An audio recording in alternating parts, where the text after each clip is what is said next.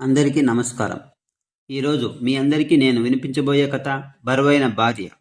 రచయిత విముక్త సుధ. ఇక కథలోకి వెళ్దామా?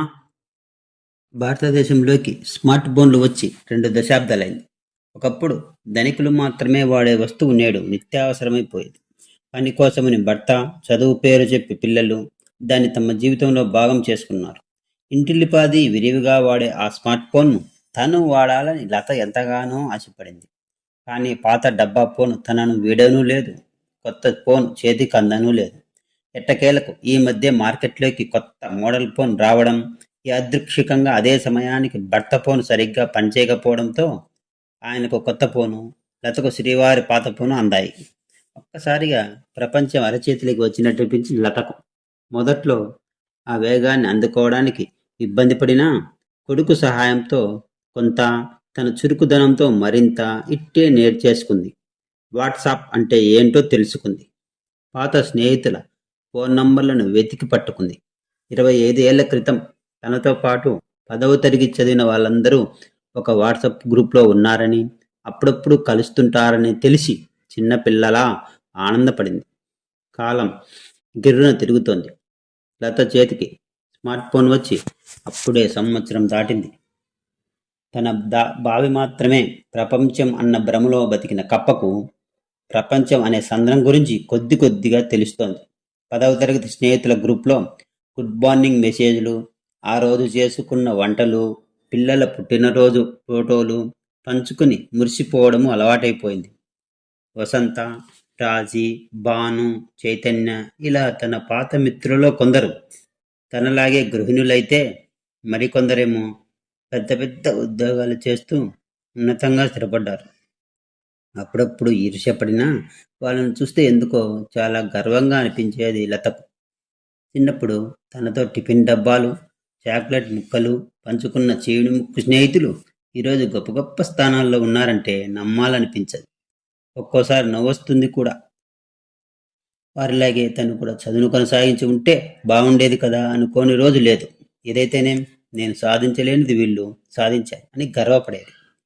నా 10వ తరగతి ఫ్రెండ్ ఉంది కదా, అదేరా వసంత ఆంటీ, తను ఈ మధ్య డ్రైవింగ్ కూడా నేర్చుకుంది తెలుసా అని కొడుకుతో గర్వంగా చెప్పేది. ఇలా రోజులు గడుస్తూ ఉండగానే ఒకరోజు వాట్సాప్లో టింగుమని ఒక మెసేజ్, ఇలా నాకన్నా మనమంతా ఒక ట్రిప్కి వెళ్తే ఎలా ఉంటుందో అంటూ వసంత. మనమంతా కలిసి కూడా చాలా సంవత్సరాలు అయిపోయింది. ఈ శాఖతో కలిసినట్టు కూడా ఉంటుంది. మిమ్మల్ని చూడాలని, స్కూల్ బెంచీల మీద నవ్వినట్టు మళ్ళీ హాయిగా నవ్వుకోవాలని ఎంతో ఇదిగా ఉంది అని భాను. సంవత్సరాలు కాదే దశాబ్దాలు అను అంటూ ఇంకో మెసేజ్. అవునే, నేను కూడా అదే అంటున్నా. ఇదిగో నువ్వు ఇలా చెప్పేశావు, నాకు కూడా ఇంట్లో ఉండి ఉండి బోర్ కొడుతోంది. ట్రిప్కి అయితే నేను రెడీ. ఎప్పుడు, ఎక్కడ, ఎలా అనేది నీ ఇష్టం. ఎమోజీలతో తన ఎగ్జైట్మెంట్ని వ్యక్తపరిచే ప్రయత్నం చేస్తోంది మరో స్నేహితురాలు. కొద్దిసేపట్లో నీ గ్రూప్ అంతా ఏం చేయాలి, ఎప్పుడు వెళ్ళాలి అనే ప్రణాళికలతో నిండిపోయింది. కొందరు నాకు కుదరదు అంటుంటే మరికొందరు అమ్మో ట్రిప్పా అని భయపడ్డారు. కానీ అందరి మనసుల్లో ఆసక్తి, ఆతృత. అప్పుడే వంట ముగించుకొని వచ్చిన లత ఈ మెసేజ్లన్నీ చూసి ముందు భయపడింది.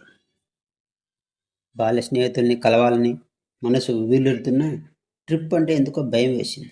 16 ఏళ్ల వయసులో తనకి పెళ్లి కొడుకు చేపట్టుకుని 100 మైళ్ళ దూరాన ఉన్న అత్తింట్లో అడుగుపెట్టింది. ఆ తర్వాత బంధువుల ఇళ్ళకని, గుళ్ళకని, పెళ్లిళ్ళకని కుటుంబ సమేతంగా వెళ్ళడం తప్ప ప్రత్యేకంగా ట్రిప్పు కంటూ ఎప్పుడూ వెళ్ళలేదు. తనుండే చిన్న పల్లెటూరులో కుటుంబం అంతా కలిసి ట్రిప్పుకు వెళ్ళడం, కొత్త జంట హనీమూన్కి వెళ్ళడం లాంటి అలవాట్లు తనకు తెలిసినంతవరకు ఎవ్వరికీ లేవు. దానికి తోడు మామగారికి అప్పుడెప్పుడో ఎవరో స్వామీజీ చెప్పారట, తిరుపతి వెళ్తే నీ కొడుక్కి మంచిది కాదు అని. దాంతో మిగతా కుటుంబాల్లో ఏడాదికోసారి తిరుపతి వెళ్ళే భాగ్యమూ లేకుండా పోయింది.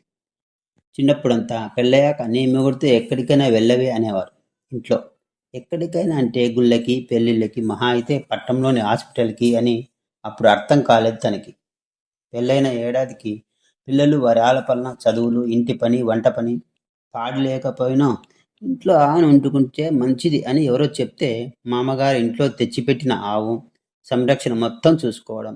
ఇన్ని ఊపిరి సల్పని పనుల మధ్య సమయం ఎలా గడిచిపోయిందో తనకే తెలియదు. 25 ఏళ్ల వైవాహిక జీవితంలో కేవలం తను, తన భర్త కలిసి ఎక్కడికి వెళ్ళింది లేదు అని ఈ రోజే గుర్తొచ్చింది తనకు. ఇక ఒంటరిగా వెళ్ళడం అంటే అమ్మో! కలలో కూడా జరగదు. ఆహా! జరగనివ్వరు. 2 రోజుల తర్వాత మళ్ళీ గ్రూప్‌లో మెసేజ్. ఈసారి రాజీ నుంచి. మనమంతా ఎక్కడికెళ్తే బాగుంటుందా అని నేను, వసంత కలిసి చాలా ఆలోచించాం. చివరికి 2 ప్లేసులు మీ ముందు పెడుతున్నాం. ఎక్కువ మంది ఏది ఎంచుకుంటే అదే మనకు డెస్టినేషన్. ఎవరైనా రాలేదో మీకున్న కాస్త జుట్టు కూడా తెల్లగా అయిపోతుంది. ఇదే నా శాపం. మెసేజ్‌లోని రాజీ ఆనందము, ఆతృత కళ్ళకు కట్టినట్టు తెలుస్తోంది. 40 ఏళ్ళు వచ్చినా గడుసుదనం మాత్రం తగ్గలేదు మా రాజీకి అనుకుని చిన్నగా నవ్వుకుంది లత. ఇంతకీ ఆ 2 ప్లేస్‌లు ఏంటో అని చూస్తే అప్పుడు కనిపించిందది. తను ఎప్పుడో మర్చిపోయిన తన కొంతెమ్మ కోరిక. చిన్నప్పటి నుంచి లతకు ఒక కోరిక ఉండిపోయింది. పెళ్ళయ్యాక దాని సంగతే మర్చిపోయింది. అప్పుడప్పుడు టీవీలో చూసి మురిసిపోవడం, ఎప్పుడైనా పేపర్‌లో కనపడితే చింపి తన చీరల బీరువాలో దాచుకోవడం తప్ప పెద్దగా ఏం చేయలేకపోయింది. తనకు తెలిసిన వారి పిల్లకు పెళ్లి చేసి అత్తారింటికి విశాఖపట్నం పంపిస్తున్నారు అంటే సంబరపడింది. ఎప్పుడైనా ఆమె పుట్టింటికి వస్తే అడిగి తెలుసుకోవచ్చు కదా అని. ఇంతకీ ఆ గొంతెమ్మ కోరిక బీచ్ చూడడం. లతకు ఇప్పుడు 40 ఏళ్ళు. కానీ ఇప్పటివరకు ఆమె బీచ్ చూసింది లేదు. నిజంగా వెళితే నచ్చుతుందో లేదో కూడా తెలీదు. కానీ అదేంటో ఆ పాసినేషన్ అలా ఉండిపోయింది. బహుశా సినిమాల ప్రభావం ఏమో, లేదా 8వ తరగతి తెలుగు పుస్తకంలో సముద్రం గురించిన కవిత ప్రభావమో ఏమో మరి. కానీ బీచ్ చూడాలి. అలలతో ఆడుకోవాలి. ఆ నీళ్లు ఎంత ఉప్పగా ఉంటాయో తెలుసుకోవాలి. ఆ ఇసుక ఎందుకంత మెత్తగా ఉంటుందో కనుక్కోవాలి. అమ్మో! గొంతెమ్మ కోరికలు. గ్రూప్‌లోని వారంతా కలిసి గోకర్ణ బీచ్‌ని ఎంచుకున్నారు. కొందరైతే అప్పుడే షాపింగ్ కూడా మొదలుపెట్టేశారు. వసంత, రాజీ అందరికీ మరీ మరీ చెప్పారు. ఎలాగైనా సరే రావాలని. అప్పుడప్పుడు దగ్గరలో ఉన్న ఇద్దరో ముగ్గురో కలవడం తప్ప అందరూ కలిసింది లేదు. ఒకవేళ నిజంగా ఈ ట్రిప్ అనుకున్నట్టు జరిగితే స్నేహితులని కలిస్తే ఆ ఊహ ఎంత ఉత్సాహంగా ఉంది. కొంత భయంగానూ ఉంది. ముందైతే అమ్మో! అస్సలు వీలు కాదు. ఇంట్లో ఒప్పుకోరు. నేను రాను అని చెప్దాం అని అనుకున్న లత బీచ్ అన్న మాట బాగా ఊరించింది. మనసు పొరల్లో ఉన్న ఆశ మెల్లగా చెవిలో ఏదో చెప్తున్నట్టు అనిపించింది. పైగా ఈ అవకాశం పోతే మళ్ళీ ఇలా స్నేహితులందరితో కలిసి సరదాగా గడిపే సమయం రావడం కష్టం. కాదు కాదు అసంభవం. అందుకే ఎలాగైనా సరే వెళ్ళి తీరాల్సిందే అని నిర్ణయించుకుంది. కానీ ఆ విషయం ఇంట్లో ఎలా చెప్పాలో తెలియక, చెప్తే ఏమనుకుంటారో అన్న జంకుతో వారం రోజులు పిల్లిలా అటు ఇటు తిరిగిందే తప్ప గొంతులోంచి మాట రాలేదు. ఇవాళ ఎలాగైనా చెప్పి తీరాల్సిందే అని సాయంత్రం అందరూ ఉన్నప్పుడు ధైర్యం కొడిదేసుకుని చెప్పేసింది. ససేమిరా కుదరని చెప్పేశారు ఇంట్లో వాళ్ళంతా. చివరికి 9వ తరగతి చదువుతున్న చిన్న కొడుకుతో సహా. ఇదేంటిది కొత్తగా? అయినా ఆ దిక్కుమాలిన ఫోన్ నీకు ఇచ్చుండాల్సింది కాదు. ఇప్పుడు చూడు, ఎవరో ఫ్రెండ్స్ ఊళ్ళో తిరుగుతున్నారని నువ్వు తిరుగుతా అంటున్నావు. అయినా అంత దూరం ఆడవాళ్ళు ఒక్కళ్ళు వెళ్తారా? మతుండే మాట్లాడుతున్నావా? ముందే రోజులు బాగాలేవు. చిన్నోడికి ప్రాజెక్ట్ వర్క్ ఉంది. మర్చిపోయావా? నాకు కూడా ఆఫీసులో ముఖ్యమైన పనులున్నాయి. అమ్మ ఆరోగ్యం సంగతి ఏంటి? ఆవిడకి మందులు ఇవ్వకపోయినా పర్వాలేదు అనేనా నీ ఉద్దేశం? అయినా 2 రోజులు నీ పాటికి నువ్వు వెళ్ళిపోతే ఇంట్లో వంట సంగతి. అసలు ఇదంతా ఆలోచించే మాట్లాడుతున్నావా లత?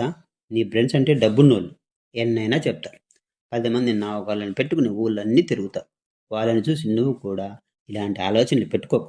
విసురుగా ఆఫీస్కి వెళ్ళిపోయాడు రఘు. తనకు మాట్లాడే అవకాశం కూడా ఇవ్వలేదు. కొడుకు కూడా అమ్మెందుకు, అమ్మలా ఉండట్లేదు, ఈ కొత్త అలవాటు స్నేహాలు ఏంటో అన్నట్టుగా చూసి స్కూల్కి వెళ్ళిపోయాడు. అత్తయ్య గొనుగుడు సరే సరే. వారం పాటు అంతా ముభావంగానే ఉన్నారు. చివరికి నెలాఖరు రానే వచ్చింది. శుక్రవారం సాయంత్రం ఆఫీసు నుంచి వచ్చిన రఘుకు ఇల్లెందుకో నిశ్శబ్దంగా అనిపించింది. లత కోసం అనిపించింది. లత కోసం చూస్తుంటే ఆమె రాసిన లేఖ టీపాయ్ మీద కనిపించింది. కట్టలు తెంచుకుని వస్తున్న కోపాన్ని అణుచుకొని చదవడం మొదలుపెట్టాడు. ప్రియమైన శ్రీవారికి, ఇలా మీకు లెటర్ రాయాలని ఎన్నిసార్లు అనుకున్నానో తెలుసా? మన పెళ్ళైన కొత్తలో సినిమాల్లోలాగా మీకు ప్రేమలేఖ రాద్దాం అనుకునేదాన్ని. కానీ మళ్ళీ మీరు ఏమనుకుంటారో, అత్తయ్య వాళ్ళు చూస్తే తిడతారేమో అని మిన్నకుండిపోయాను. ఇన్నాళ్ళకి ఇలా రాయాల్సి వస్తుందని అనుకోలేదు. మొన్న నేను స్నేహితులని కలవడానికి వెళ్ళా అని చెప్పినప్పుడు మీ పాటికి మీరు తిట్టి వెళ్ళిపోయారు. కనీసం నేను చెప్పేది వినిపించుకోవడానికి కూడా ప్రయత్నించండి. నేను ఎప్పుడు మాట్లాడినా నా నోరు మూయించడానికి మీరే గట్టిగా అరిచేసి వెళ్ళిపోతారు. మీరు ఆఫీసులో పనిచేసి అలసిపోయి ఇంటికి వస్తున్నట్టే నేను కూడా ఇంట్లో పనంతా చేసి అలసిపోతాను. అయినా కూడా చిన్నోడు స్కూల్ నుంచి రాగానే వాడికి తిండి, వాడి హోంవర్క్లు, ప్రాజెక్ట్ వర్క్లు అన్ని దగ్గర నుంచి చేయిస్తున్నా. ఎప్పుడు ఎన్ని మార్కులు వచ్చాయని అడగడమే తప్ప ఏ రోజున వాడి ప్రాజెక్ట్ వర్క్లో సాయం చేశారా? పిల్లలు నా బాధ్యత మాత్రమే కాదండి, మన బాధ్యత.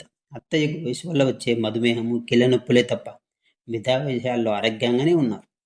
ఆ విషయం మీకు కూడా తెలుసు. 2 రోజులు నేను లేకుండా స్వయంగా మాత్రలు వేసుకోగలరు. మరీ ఇబ్బంది అయితే మీరు దగ్గరుండి కొంచెం చూసుకోండి. ఎప్పుడు ఏం వేసుకోవాలో డబ్బాలో ఉంచి పైన రాశాను కూడా. పక్కింట్లో పనిచేసే లక్ష్మికి చెప్పాను. ఈ 2 రోజులు తను వచ్చి వండి పెడుతుంది. పర్యవేక్షించడానికి అత్తయ్య ఎలాగూ ఉన్నారు. ఎప్పుడు నా వంటను మాట వరుసకైనా మెచ్చుకొని మీరు 2 రోజులు నేను వండి పెట్టకపోతే కుటుంబం అంతా ఆకలితో చస్తారేమో అన్నట్టు అరవడం కొంచెం నవ్వు తెప్పించిందంటే నమ్మండి. అయినా నా స్నేహితుల గురించి మీరు చాలా తక్కువ చేసి మాట్లాడతారని, కించపరుస్తారని నేను అస్సలు అనుకోలేదు. భర్త మీద ఆధారపడకుండా సొంత కాళ్ళ మీద నిలబడి సంపాదిస్తున్నారనా? లేక మీకంటే ఎక్కువ సంపాదన అందని? లేదంటే వాళ్ళ సాన్నిహిత్యం వల్ల నేనెక్కడ మీ మాట జవదాటుతాను అని భయపడుతున్నారా? 2-3 నెలలు గమనిస్తూనే ఉన్నాను. నేను ఎప్పుడో ఒకసారి ఫోన్లో మాట్లాడినా విసుక్కున్నట్టు చూస్తారు. చిన్నవాడితో కలిసి నా మీద, నా స్నేహితుల మీద కుళ్ళు జోకులు వేసి నవ్వుకుంటారు. టైంకి అన్ని పనులు పూర్తి చేసి పెడుతున్నా కూడా అస్తమానం ఆ ఫోన్లో ఏంటి అని ఎద్దవా చేస్తారు.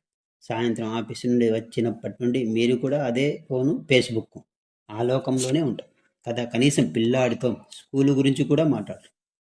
ఏం జరుగుతోందో కనుక్కోరు. అన్నీ చూసుకోవడానికి లత ఉంది కదా అని నమ్మకం. ఏమైనా అంటే అలసిపోయి వచ్చాను, నన్ను రెస్ట్ తీసుకొని అంటారు. మరి నా అలసట సంగతి? ఎన్నోసార్లు బిజినెస్ మీటింగ్స్ అని, ఫ్రెండ్స్తో ట్రిప్ అని అకస్మాత్తుగా వెళ్ళిపోయేవారు.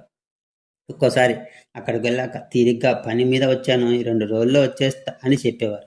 2 రోజులు కాస్త 4 అయ్యేవి. పని కాస్త స్నేహితులతో, కొలీగ్స్తో ట్రిప్ అయ్యేది. అయినా నేను ఆనందపడ్డానే తప్ప ఏనాడు మిమ్మల్ని చూసి అసూయపడలేదు. తిరిగి వచ్చాక మీరు అక్కడ అలా ఉంది, ఇలా ఉంది అని చెప్తుంటే విని సంబరపడ్డాను. మీరు వెళ్తే నాకు చెప్తారు, నేను వెళ్తే మాత్రం మిమ్మల్ని అడగాలి. కనీసం నెల ముందే అడగాలి. అది పుట్టింటికైనా సరే. మిమ్మల్నే కాదు, అత్తయ్యని, చివరికి కొడుకుని కూడా అడిగి మీ అందరి మధ్యతో అంగీకారంతో వెళ్ళాలి. భార్యాభర్త సగం సగం అనే దాంపత్యంలో 40 ఏళ్ళు వచ్చినా అనుమతి లేనిదే అడుగు బయట పెట్టడానికి వీలు లేదంటే ఒక రకంగా ఇందులో నా తప్పు కూడా ఉంది. 9వ తరగతి చదివే కొడుక్కి వంట నేర్పకపోవటం, తన పనులు తాను చేసుకునేలా పెంచకపోవటం నా తప్పే. ఇంటి చుట్టూ కనీసం 2 మంచి స్నేహితులనైనా చేసుకోకపోవడం, పెళ్ళిళ్ళు, పేరెంటాలతో పాటు స్నేహితులతో అప్పుడప్పుడైనా ఏదైనా సినిమాకు వెళ్ళకపోవడం, వంట వార్పు, ఇండ్లు వాకిలి తప్ప కనీసం ఒక్కటంటే ఒక్క వ్యాపకమైన పెట్టుకోకపోవడం నా తప్పే. అలాంటి ఎన్నో చిన్న చిన్న తప్పిదాల బరువు మోసి మోసి నా బరువు కూడా పెరిగిందనుకుంటా. అందుకే నేను ఎంత ప్రయత్నించినా నేను బరువు తగ్గటం లేదు. ఇప్పుడు అంటుంటారుగా, బాగా లావైపోయావు అని. మెల్లిమెల్లిగా నా బరువును దించే ప్రయత్నమే చేస్తున్నాను. అందులో మొదటి అడిగే ఈ ఉత్తరం. ప్రేమతో మీ బరువైన శ్రీమతి.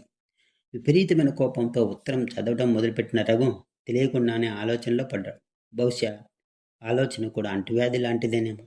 లతలో పుట్టిన ఆలోచన రఘు దాకా వచ్చింది. రఘు ఆ ఆలోచనల బరువుని మోయగలడా? దాంపత్యం అంటే భార్యాభర్తలు ఇద్దరూ కుటుంబ భారాన్ని, ఆనందాన్ని మాత్రమే కాదు, తీరికని, ఓపికని కూడా సమానంగా పంచుకోవడం అన్న నిజాన్ని జీర్ణించుకోగలడా? దీనికి కాలమే సమాధానం చెప్పాలి. ఇక్కడ రఘు ఉత్తరం చదవటం పూర్తి చేసిన సమయానికి అక్కడ లత మాత్రం ఉప్పునీటి కెరటాలు జుట్టుని తాకుతుంటే చుట్టూ ఉన్న తన బాల్య స్నేహితులతో అలలతో పోటీపడి మరీ పరుగు తీస్తోంది. చిన్నప్పటి లతలా ఆడుకుంటోంది. స్త్రీలకు స్వేచ్ఛ అయినా దొరుకుతుందేమో కానీ స్నేహం దొరకటం చాలా కష్టం. అలాంటి అపురూపమైన స్నేహాన్ని ఆ స్నేహితులు గట్టిగా పట్టుకుని గుండెలకు హత్తుకుని 40లలో 20లలో ఆడుకుంటున్నారు. ఆలోచనలు ఇచ్చి పుచ్చుకుంటున్నారు. అలల హోరు కూడా మోగబోయేలా నవ్వుతూ అందంగా, ఆత్మీయంగా కింద పడిన గవలతో పాటు జారిపోయిన బాల్యాన్ని ఏరి గుప్పిట్లో దాచుకునే ప్రయత్నం చేస్తుంది. ఆ క్షణంలో లతనే చూస్తున్న ఒక టీనేజ్ అమ్మాయి తనలో తాను అనుకుంది, షీఈ్ జస్ట్ ఎ గర్ల్. కథ ఇంతటితో ముగిసింది. మళ్ళీ ఇంకో మంచి కథ కోసం వేచి ఉండండి. ఛానల్ని సబ్స్క్రైబ్ చేయండి. కథ నచ్చినట్లయితే లైక్ చేసి షేర్ చేయండి. మీరు నాకు సలహాలు, సూచనలు ఇవ్వాలనుకుంటే కామెంట్ల రూపంలో తెలియజేయండి. ఇక సెలవు.